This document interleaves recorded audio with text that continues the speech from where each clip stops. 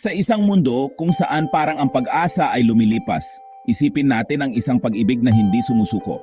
Sa isang maliit na bayan, katulad ng sa inyo, may 2 taong nakatadanang magtagpo. Si Maria, isang mapangarapin na may mga matang kumikislap na parang mga bituin. At si Juan, isang puno ng pag-asa na pintor na may pusong puno ng pagsinta. Nagtagpo ang kanilang landas sa isang maulan na hapon, sa ilalim ng isang lumang tulay. Hindi ito pag-ibig sa unang pagkikita, kundi isang bagay na mas malalim.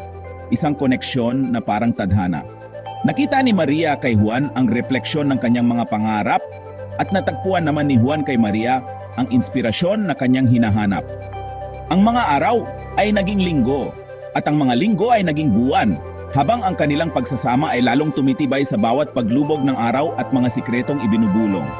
Ngunit ang buhay, tulad ng madalas mangyari, ay naglagay ng mga balakid sa kanilang landas. Ang distansya, pagdududa at ang mga pagsubok sa buhay ay sumubok sa kanilang pag-ibig. Ngunit sa bawat unos, ang kanilang pag-asa ay hindi natitinag. Naniniwala sila sa isa't isa, sa kanilang mga pangarap at sa kapangyarihan ng kanilang pag-ibig.